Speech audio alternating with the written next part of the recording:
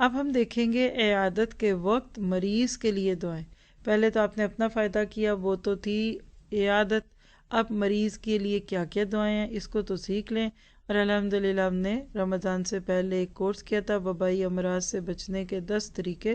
اس میں یہ سب دعائیں بڑی ڈیٹیل سے بلکہ شیئرڈ ہیں. آپ جا کر ڈیٹ وائز کھولتے ہیں یوٹیوب پہ تو موجود ہے فولڈر. تو پہلی دعا کیا ہے جو مریض کے لیے آپ مانگیں گے؟ لا باس طہور انشاء اللہ. کوئی حرج نہیں، اگر اللہ نے چاہا تو یہ بیماری گناہوں سے پاک کرنے والی ہے. یعنی آپ اس بیماری کی وجہ سے پریشان نہ ہوں، فکر مند نہ ہوں. 4 دن کی بیماری ہے لیکن ہمیشہ کے لیے آپ کے ان گناہوں کو جو آپ سے سرزد ہو چکے ہیں اس کو دور کرے گی. یہ بخاری کے الفاظ ہیں 5656. اس کو اپنی نظر میں رکھیے. صبر بھی آئے گا، شکر بھی آئے گا، بلکہ بیماری زحمت کی بجائے رحمت لگے گی. اس کو مانگیے. پھر اگلی دعا پہ چلتے ہیں. لا بأس طهور إن شاء الله. لا بأس طهور إن شاء الله. لا بأس طهور إن شاء الله. لا بأس طهور إن شاء الله. جی آپ دیکھیے کہ اس میں سکون کتنا ہے نا. چلو ادھر سے نقصان ہے، بخار ہے، کھانسی ہے اور سوان، تو پاک بھی تو ہو رہے ہو نا.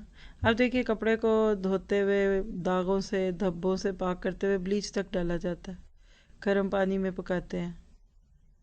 اللہ اگر کسی چھوٹی بڑی بیماری میں ڈال کر گناہوں سے پاک کر دے تو فائدہ ہی ہے نا.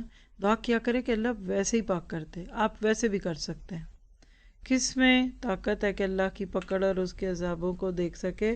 تو اس کے لیے ہمیشہ اپنے لیے کہا کرے کہ اللہ بغیر عذاب اور بغیر کسی پکڑ کے ہمیں معاف کر دے. تو انشاءاللہ اس کے بعد صحت اور عافیت ہوگی. اور دوسری بات ہے کہ مریض کو اس سے سکون کتنا ملتا ہے. اور آپ جو اگلی دعا سیکھنے لگے ہیں اس کو تو پلے سے باندھ لیجئے.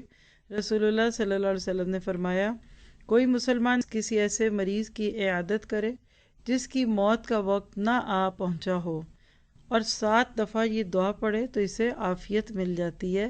یعنی یہ مریض کو پڑھ کے سنانی ہے. آپ خود نہیں جا سکتے، آڈیو ریکارڈ کیجئے، 7 دفعہ یہ دعا مانگیے اور اس کو بھیج دیجئے. ٹھیک ہے. اسأل اللہ العظیم رب العرش العظیم ان یشفیک.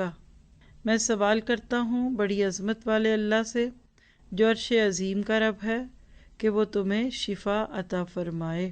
یہ دعا کے الفاظ ترمذی میں ہیں 2083. اس میں کیا پتہ چلا؟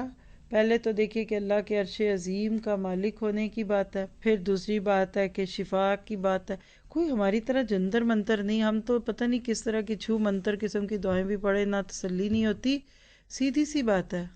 اسأل اللہ العظیم، میں سوال کرتا ہوں بڑے رب سے جو بڑا ہے، رب العرش العظیم، عرش عظیم کا رب. مراد ہے کہ اس کی بڑی قدرت ہے، وہ تو عرش کا مالک ہے. اس ایک چھوٹے سے بندے کو شفا دینا کیا بڑی بات ہے. تو امید دلائی جا رہی ہے. اصل میں اس میں عرش کی بات کر کے بیمار کو امید دلائی جا رہی ہے. اور بہت ساری چیزیں ول پاور سے ٹھیک ہوتی ہے. تو آئیے اس کو مانگتے ہیں اور اس سوچ کے ساتھ مانگ لیجئے کہ جو بیمار ہیں اللہ ان کو صحت دے دے. 7 دفعہ پڑھ دیجئے. أسأل الله العظيم رب العرش العظيم أن يشفيك. أسأل الله العظيم رب العرش العظيم أن يشفيك. أسأل الله العظيم رب العرش العظيم أن يشفيك.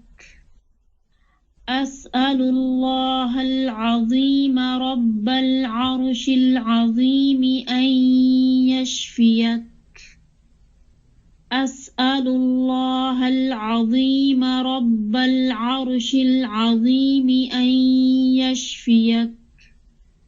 أسأل الله العظيم رب العرش العظيم أن يشفيك. أسأل الله العظيم رب العرش العظيم أن يشفيك.